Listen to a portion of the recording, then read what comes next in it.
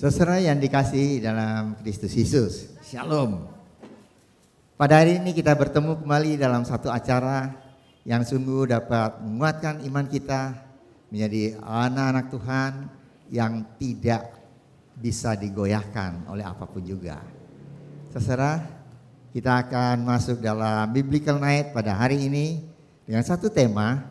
Sebenarnya tema ini menjadi satu hal yang ditakutkan oleh banyak orang, terutama mereka yang tidak mengenal Tuhan. Apakah tema itu? Yaitu tentang kematian. Tetapi pada sore hari ini kita akan mendengar bagaimana kematian ini akan digali sesuai dengan firman Tuhan dan nantinya tidak akan mengakibatkan seorang putus asa atau tidak punya harapan di dalam menghadapi kematian. Apakah itu?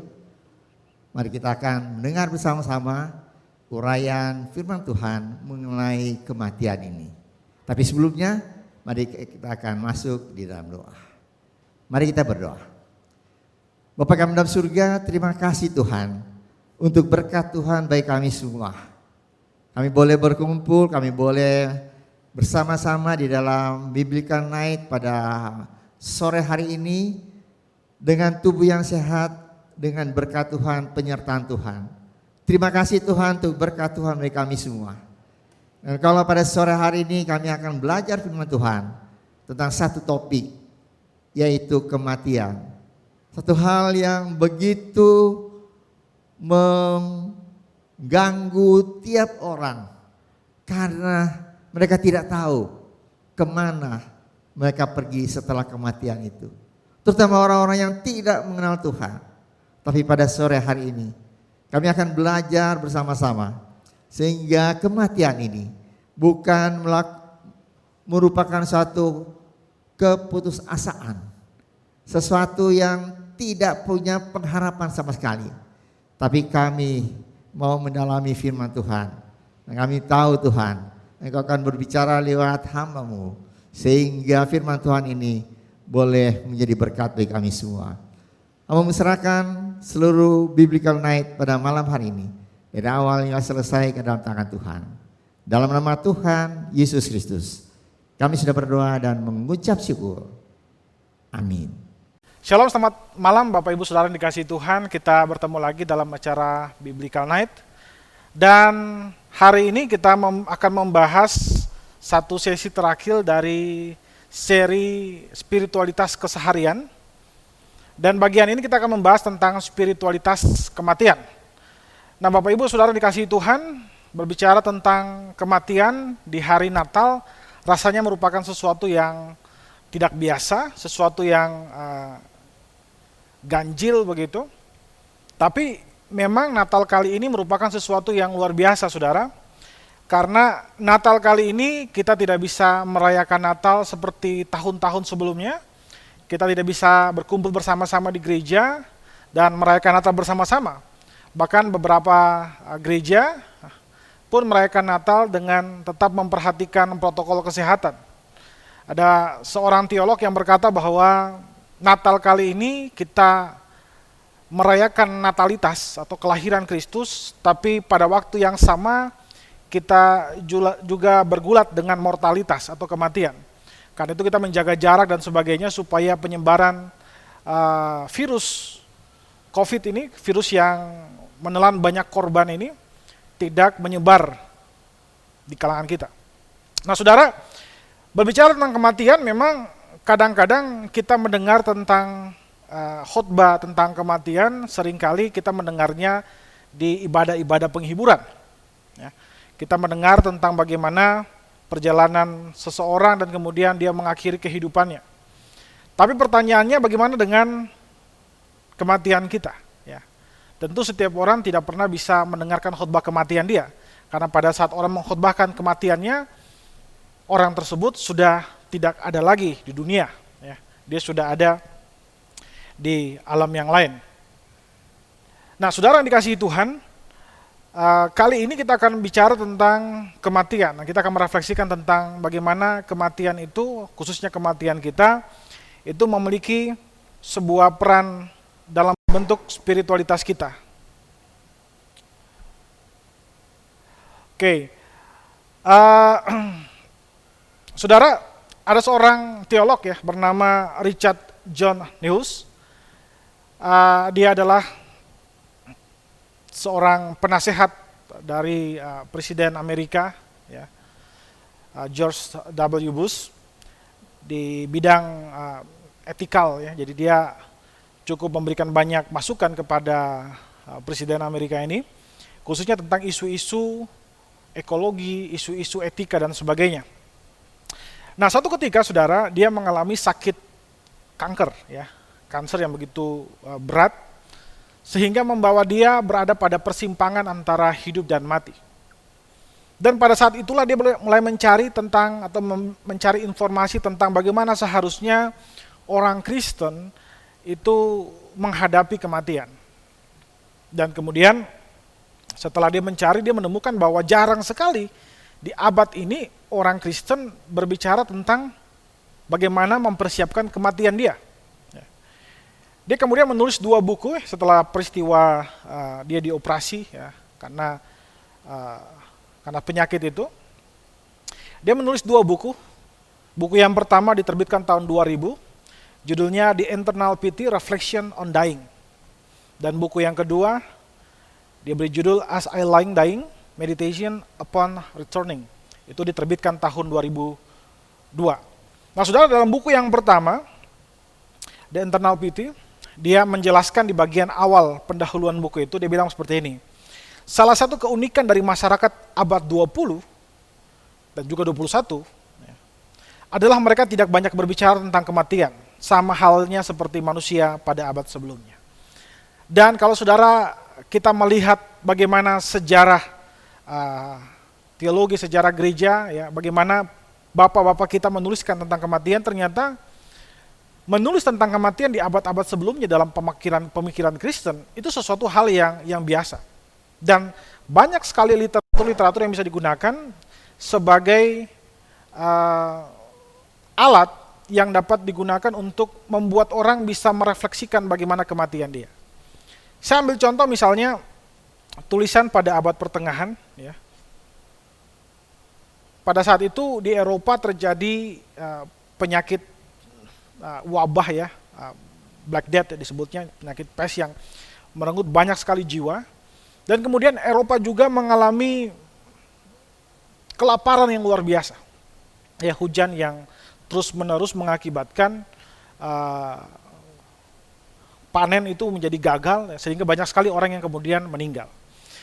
Nah, dalam menghadapi situasi seperti ini, banyak orang meninggal, dan gereja kemudian melihat bagaimana orang menghadapi situasi seperti ini. Lalu mereka menulis tulisan yang cukup terkenal yang disebut dengan istilah Ars Moriendi atau seni kematian.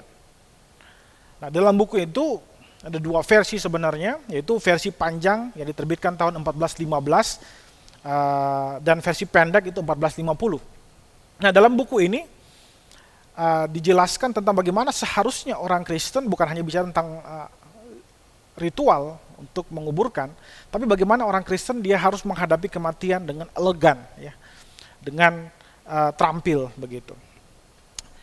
Lalu kemudian saudara, selain buku ini, ya, buku ini diperkirakan ditulis oleh seorang rahib dari Ordo Dominikan, ya.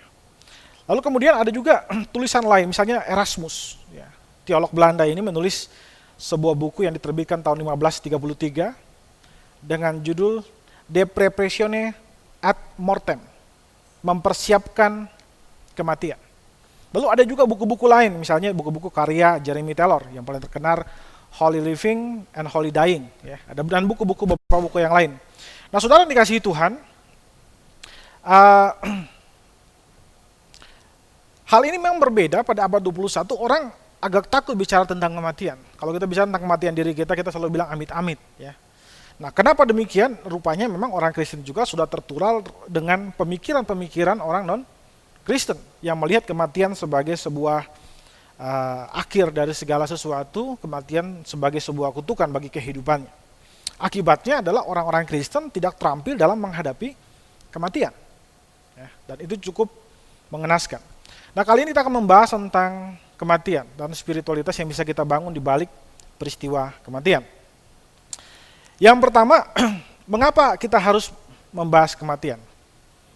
Alasan pertama adalah karena kematian merupakan bagian yang tidak terpisahkan dari realitas kehidupan kita sebagai manusia. Semua manusia pasti akan mati. Memang dalam Alkitab bilang nanti begitu Tuhan datang, orang yang tidak mati, ya dia akan diubahkan. Sedangkan orang yang mati dibangkit. Tapi secara umum, fenomena general bahwa semua orang Kristen pasti mengalami kematian, ya. Kecuali untuk kasus khusus di mana Yesus datang dan kita tidak mengalami kematian lalu kemudian kita diangkat. Alasan kedua yaitu karena kita hidup di dalam bayang-bayang maut. Baik sejak kita lahir bahkan sampai kita tua nanti. Ketika kita lahir ya dalam pembentukan diri kita ya, janin di perut kita, di perut ibu kita, banyak peristiwa-peristiwa yang bisa membuat janin itu menjadi gugur ya. Kemudian ketika proses kelahiran ada banyak kasus di mana si bayi itu bergumul dengan kematian. Ya, bisa saja tidak berhasil lahir, bisa saja meninggal di dalam kandungan, bisa saja waktu lahir dia terlilit ari-ari dan sebagainya. Ada begitu banyak faktor. Lalu kemudian ketika kita hidup, ya, pada saat kita pergi kerja kita menyerahkan ke dalam tangan Tuhan perjalanan kita. Kenapa? Karena kita tahu kita juga bergumul dengan kematian. Ya, bisa saja di dalam perjalanan kita tertabrak, bisa saja kita jatuh dan sebagainya. Dan bisa saja kita mungkin nggak kemana-mana, kita di rumah, lalu kita kena serangan jantung dan kemudian meninggal. Artinya setiap hari kita bergumul dengan kematian. Karena itu membahas kematian diri kita merupakan suatu hal yang sangat relevan.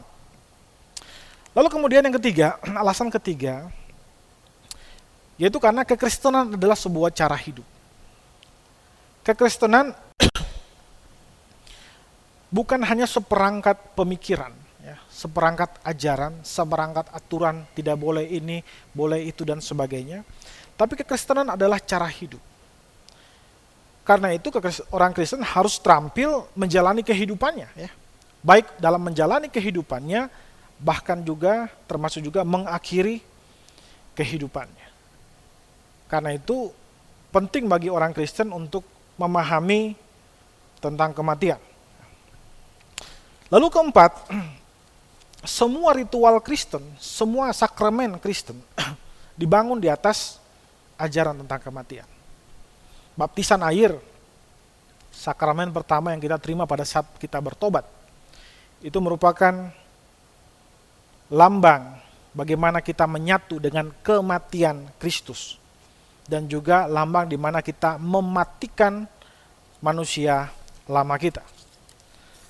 Lalu kemudian perjamuan kudus.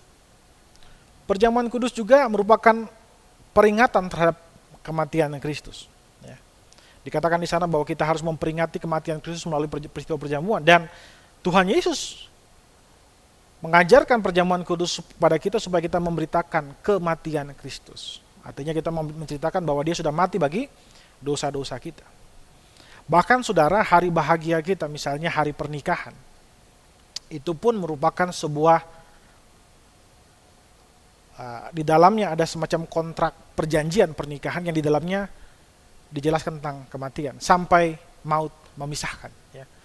Jadi kontrak itu berakhir ketika maut memisahkan salah satu dari pasangan yang menikah itu. Nah saudara, jadi kematian itu menjadi ciri khas dari kekristenan, bahkan lambang salib itu pun lambang kematian, ya. Lambang hukuman mati pada abad pertama yang kemudian kita gunakan sebagai simbol untuk mengingat Kristus yang telah mati bagi kehidupan kita. Jadi kekristenan dan kematian merupakan dua hal yang tidak bisa dipisahkan. Lalu saudara, alasan kelima adalah tokoh-tokoh iman di dalam Alkitab banyak mempersiapkan kematian mereka dengan baik. Ya. Kalau kita lihat Abraham dalam Kejadian 25, kemudian Yakub Kejadian 49, Musa, ya, Daud, Kristus dan Paulus, mereka mempersiapkan kematian mereka dengan matang. Abraham sebelum dia meninggal, dia membagi hartanya, ya. Dia mewariskan hartanya kepada Ishak.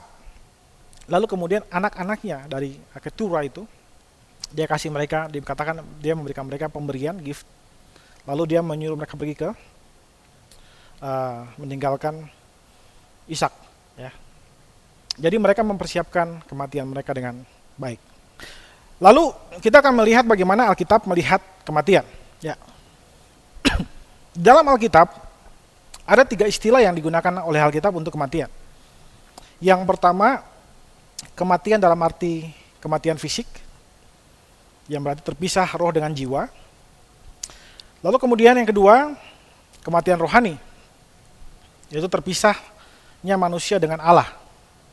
Dan yang ketiga, kematian kedua, yaitu kematian kekal, yaitu kematian yang dialami oleh manusia setelah penghakiman terakhir. Nah, kematian ini tidak dialami oleh orang percaya. Sebaliknya, orang percaya mengalami kehidupan yang kedua.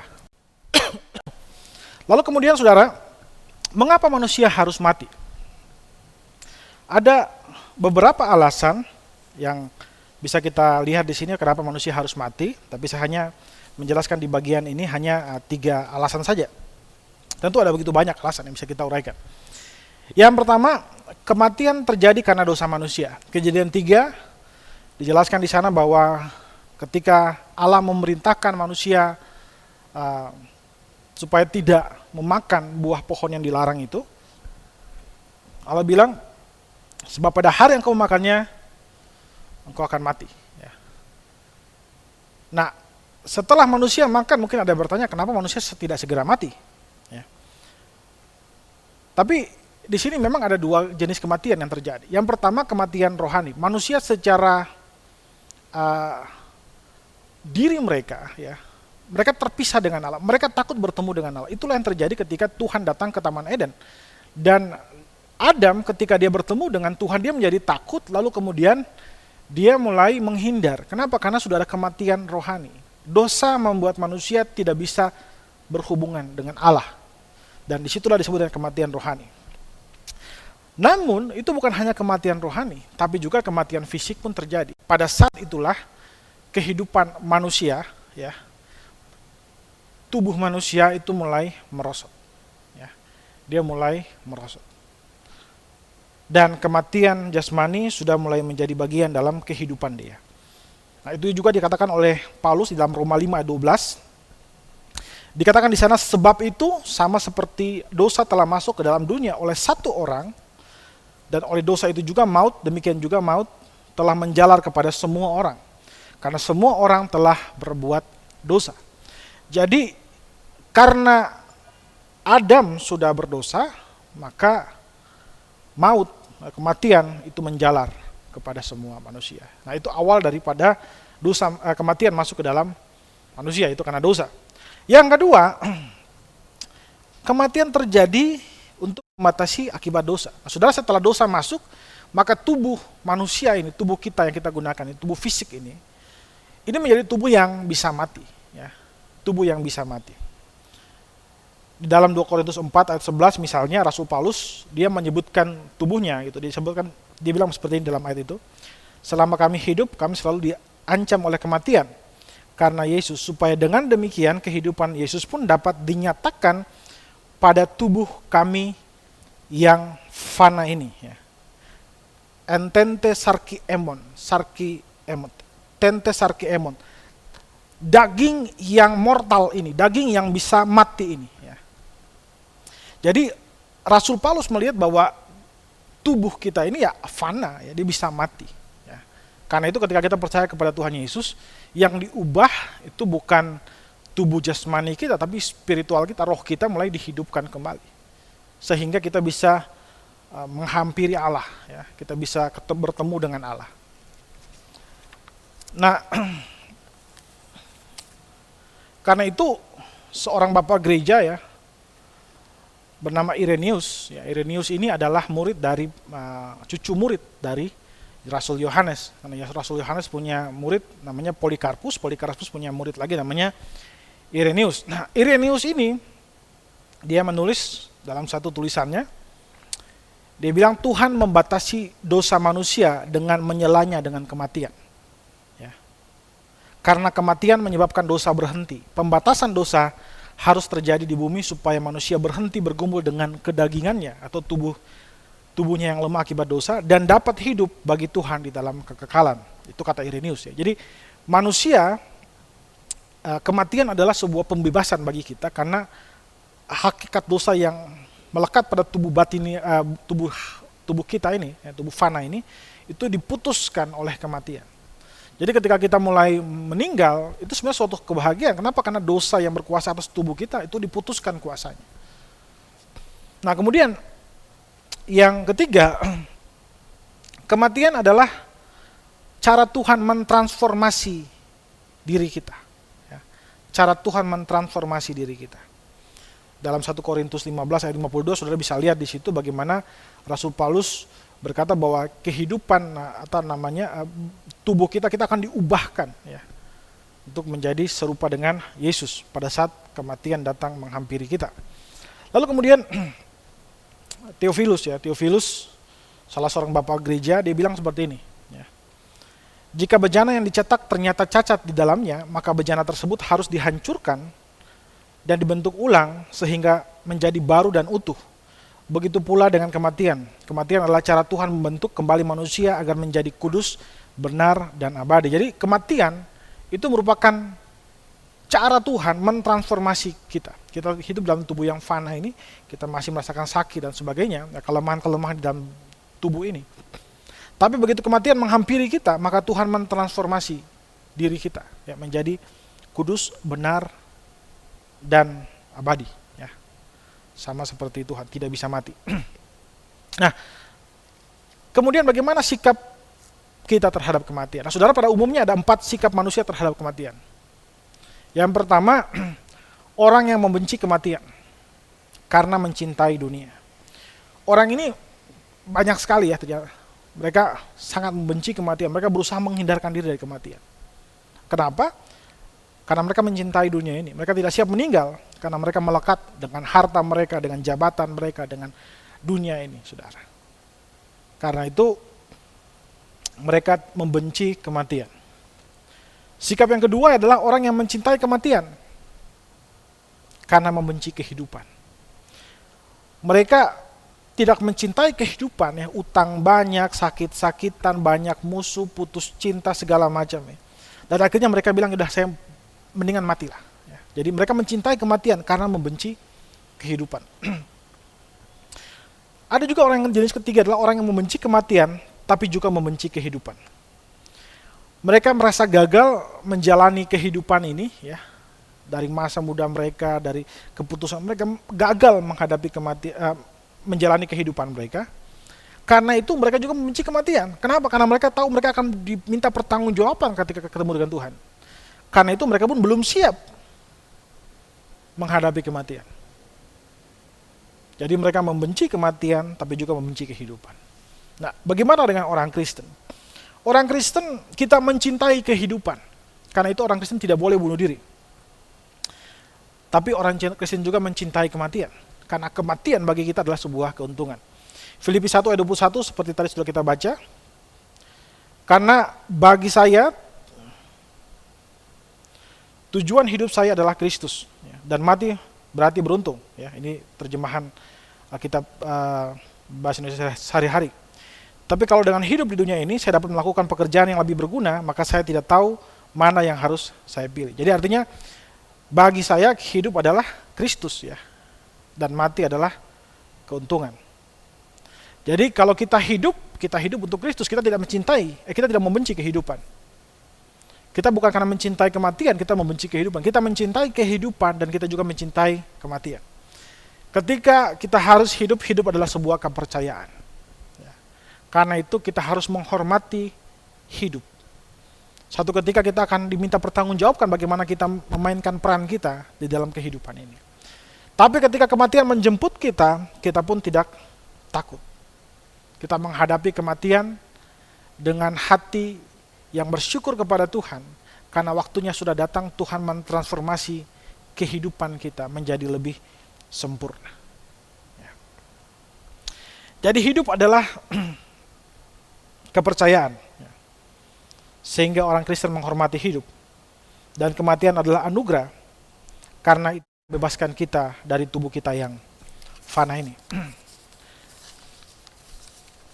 Lalu kemudian saudara, bagaimana kita mempersiapkan diri kita menghadapi kematian kita? Nah, seni menghadapi kematian. Ingatlah bahwa yang pertama, kita harus ingat bahwa kematian itu misterius. Karena itu kita harus mempersiapkan diri kita setiap saat. Saudara, kita tidak tahu kapan kita akan meninggal. Mungkin orang bilang bahwa, wah, saya umurnya masih lebih panjang. Saudara, kita nggak tahu, saudara. Bukan karena kita masih muda, maka umur kita lebih panjang. Banyak juga orang yang meninggal pada saat usia muda. Ya. Karena itu, tidak berarti karena kita jauh lebih muda, maka kita bilang hidup kita masih panjang. Ingatlah kematian datang dengan cara misterius. Karena itu persiapkan diri kita setiap saat. Richard John Nuss berkata bahwa tidur adalah suatu kematian kecil. Suatu latihan untuk kematian yang sesungguhnya. Setelah pada saat saudara tidur, saudara melatih diri kita untuk kemudian kita menyerahkan hidup kita ke dalam tangan Tuhan. Karena itu waktu kita mau tidur, berdoa. Karena tidak semua orang akan bangun besoknya. Jangan-jangan inilah tutup mata kita yang terakhir. Ketika kita tutup mata, kita nggak bisa buka mata lagi. Tapi itu bukan sesuatu yang menakutkan bagi kita. Karena pada saat itulah Tuhan akan mentransformasi kehidupan kita, mengubahkan kehidupan kita. Bapak-bapak gereja pun mengajarkan pemeriksaan batin. Setiap malam sebelum kita tidur, kita memeriksa batin kita. Jika ada kebencian yang tertanam dalam hati kita, segera kita ampuni. Ya. Jika ada orang yang kita lukai, ya kita minta maaf. Jika ada dosa yang kita lakukan atau kita tutupi, kita terbuka, kita mengaku di hadapan Tuhan dan kita minta ampun kepada Tuhan. Setiap kali saudara tidur, ingatlah besok pagi belum tentu saudara bangun. Karena itu, persiapkan diri kita dengan baik. Yang kedua, ingatlah bahwa kematian datang dengan cara yang misterius, karena itu persiapkan dunia yang saudara tinggalkan. Saudara, kalau saudara baca kisah dari bapak-bapak gereja dan juga bapak-bapak iman kita ya, Abraham ya, Daud, kemudian ada tokoh-tokoh iman yang lain ya. Mereka mempersiapkan kematian mereka dengan baik, saudara. Ketika Abraham dia mau meninggal, saudara, dia memberikan warisannya kepada Ishak. Tapi dia juga punya anak dari keturah.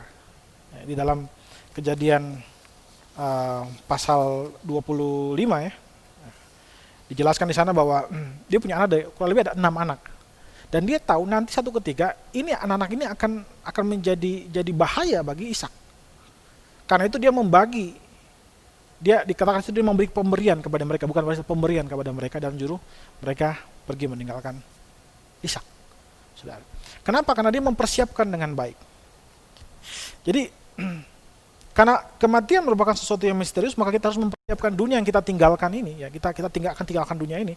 Kita harus mempersiapkan dengan baik supaya jangan dengan ketidakadaannya kita nggak ada di sini, maka orang itu akan bunuh-bunuhan hanya karena warisan yang kita tinggalkan, harta yang kita tinggalkan ya. Karena harta kita nggak bagi dengan benar, mereka saling bermusuhan dengan satu dengan yang lain. Atau juga jabatan ya. Jabatan kita tidak tinggalkan dengan benar, orang bawahan kita mereka maling merebut jabatan. Dan akhirnya kita tidak meninggalkan dunia ini dengan anggun ya. Kita harus mempersiapkan itu dengan baik. Daud pun sama. Ketika dia pada masa tuanya dia sudah menjadi sakit, datang kepada Batseba dan dia bilang, anakmu yang akan menggantikan aku. Dan dia bersyukur bahwa dia bisa melihat Salomo duduk di tahtanya. Dan kemudian dia meninggal, saudara. Ini adalah cara yang, kalau kita lihat di Alkitab, ini adalah cara yang dilakukan oleh orang-orang beriman. Mereka mempersiapkan kematian mereka dengan baik. Sehingga kematian mereka tidak menjadi bencana bagi yang lain. Lalu kemudian saudara, yang ketiga, hormati tanda-tanda kekekalan kita. Hormati dan hargai tanda-tanda kekekalan kita. Nah, saudara, Tuhan memberikan kepada kita tanda-tanda kematian. Ya. Kalau mungkin bagi orang yang meninggal muda ya tidak terlihat tanda-tanda itu. Tapi bagi orang yang mengalami masa tua, tanda-tanda itu mulai terlihat. Rambut putih, ya, kulit keriput, tubuh yang melemah, mata yang buram, dan sebagainya. Ada juga rambut yang sudah mulai rontok ya. Nah, ini merupakan tanda-tanda kekekalan. Ya. Bagi orang dunia, mereka melihat tanda-tanda itu dan mereka memusuhi tanda-tanda itu. Mereka gunakan berbagai cara, treatment dan segala macam supaya menghilangkan tanda-tanda itu. Nah saudara, saya tidak bilang bahwa merawat kesehatan merupakan sesuatu yang baik. Bukan itu poin saya. Poin saya adalah bahwa begitu tanda-tanda itu menghampiri kita, jangan membenci tanda-tanda itu, tapi gunakan tanda-tanda itu sebagai cara untuk bagaimana Tuhan membantu kita, mengingatkan kita terhadap kekekalan kita. Ya. Rambut yang sudah mulai putih, kemudian kulit yang keribu dan sebagainya. Apakah kita tidak boleh treatment? Boleh, tentu saja kita merawat kesehatan. Tubuh ini harus kita pertanggungjawabkan juga di hadapan Tuhan. Kita harus merawat tubuh ini dengan baik. Tapi jangan sampai kemudian semangat kita merawat tubuh adalah menghindarkan kita dari kematian. Kita bisa olahraga dan sebagainya, tapi kita nggak tahu apakah besok kita akan tetap hidup. Tapi tugas kita adalah kita merawat tubuh kita, dan itu sesuatu yang sangat rohani, ya, sangat sesuai dengan kehendak Tuhan. Jadi hormati tanda-tanda kekekalan itu, rambut yang putih dan kemudian kulit yang keribu dan sebagainya, kita harus menghormati dan sebagai tanda bahwa sebentar lagi kita akan diubah di dalam kekekalan bersama-sama dengan Allah. Lalu yang terakhir, jangan takut terhadap kematian apapun caranya. Ya, Filipi 1:21 tadi bilang, bagiku hidup adalah Kristus. Kalau saya pun hidup, saya hidup bagi Kristus, tapi mati bagi saya adalah keuntungan. Seorang bapak gereja bernama Justinus Martyr, ya, dia mati dipenggal, saudara. Dia hidup sebagai seorang pewarta Injil, ya. Dia cukup brilian, orang cukup pandai, dan dia berkeliling Yunani untuk memberitakan tentang Kristus. Dan akhirnya dia dipenggal, ya. Nah, sebelum dia dipenggal, dia pernah menulis dalam sebuah tulisannya, dia bilang begini, kami tidak peduli ketika laki-laki atau seseorang memotong kami, karena kematian akan terjadi kepada semua orang, bagaimanapun caranya. Jadi kematian akan menghampiri kita bagaimanapun caranya. Beberapa waktu lalu ada orang Kristen yang kemudian ditembak, ya, mati. Lalu kemudian ada juga di Pakistan, ya, ada seorang wanita yang kemudian kalau nggak salah ditembak, ya, ada juga dibakar, ya. Kematian akan menghampiri kita bagaimanapun caranya. Tapi yang paling penting adalah bagaimana kita mempersiapkan diri kita. Jangan menjual iman kita hanya karena ancaman kematian. Pada abad-abad pertama, orang Kristen dipaksa untuk meninggalkan ajaran mereka, iman mereka, dengan ancaman kematian. Dan banyak orang juga meninggalkan iman mereka. Padahal kematian adalah sesuatu yang pasti akan datang kepada kita. Siap atau tidak, kita akan menghampiri kematian. Tapi bagaimana kehidupan kita setelah kematian itu? Begitu saudara menjual Yesus, menolak Yesus hanya untuk kehidupan yang beberapa tahun ke depan, saudara menghilangkan kekekalan itu. Ya. Jadi penting bagi kita untuk tidak takut terhadap kematian bagaimanapun caranya. Demikian Biblical Night pada malam hari ini. Saya berharap bahwa materi ini bisa membantu kita melihat dengan lebih jelas tentang kematian dan kita bersahabat dengan kematian. Karena kematian pada hakikatnya di dalam pandangan iman kita bukanlah suatu musuh yang menakutkan, karena musuh itu sudah ditaklukkan di bawah kaki Kristus Yesus Tuhan kita. Selamat malam, Tuhan Yesus memberkati kita semua. Puji Tuhan, saudara, kita sudah mendengar bersama-sama uraian tentang kematian yang ditinjau dari firman Tuhan. Jelas berbeda, bukan? Kematian bukan satu hal yang membuat kita tidak ada harapan sama sekali. Tetapi melalui kematian kita akan masuk dalam satu kehidupan yang kekal. Bersama-sama dengan Tuhan, dengan Bapa di surga. Karena apa? Karena kita mempunyai keselamatan yang sudah pasti di dalam Tuhan. Puji Tuhan. Kiranya firman Tuhan tentang kematian ini yang sudah kita dengar bersama-sama, itu boleh membawa kita hidup lebih mengasihi Tuhan dan hidup sesuai dengan kehendak Tuhan, sehingga kita tahu apabila kita meninggalkan dunia ini, kita tahu di mana kita akan berada. Itu kita akan bersama-sama dengan Bapa di surga, karena satu tempat itu sudah disediakan oleh Tuhan Yesus untuk kita semua yang percaya kepada Tuhan.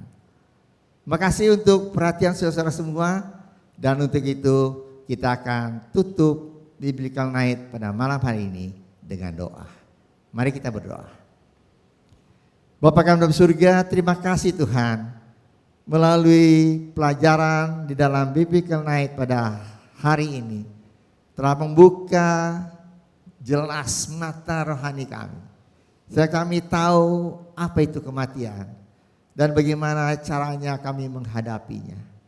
Kami tidak perlu takut karena kami tahu Tuhan, kami sudah menerima Yesus sebagai juru selamat, dan keselamatan itu, hidup setelah kematian itu adalah sesuatu yang pasti dalam hidup kami, yaitu kami akan bersama-sama dengan Bapa di surga.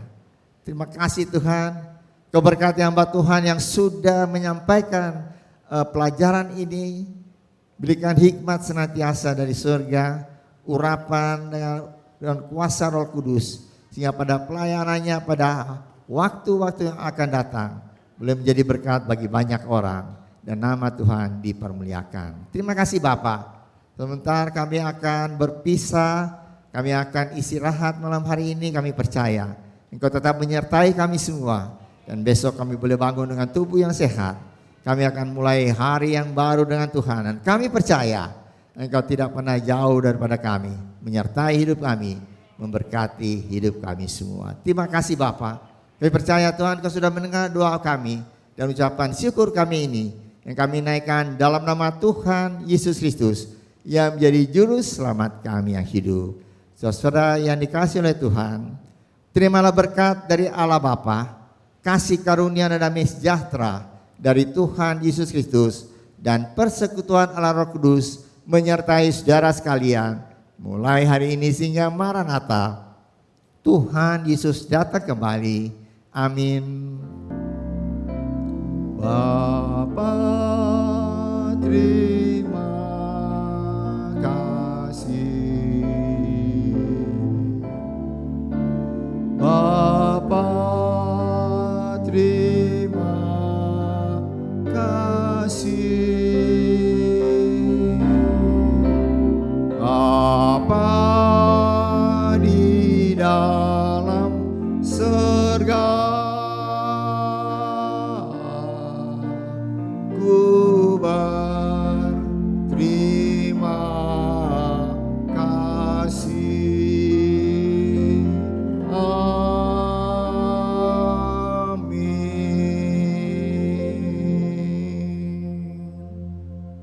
Amin. Selamat malam. Tuhan memberkati saudara. Anda telah selesai mengikuti ibadah online Gereja Rehoboth. Jangan lupa untuk like dan subscribe, dan ketuk lonceng untuk notifikasi pemberitahuan info-info berikutnya.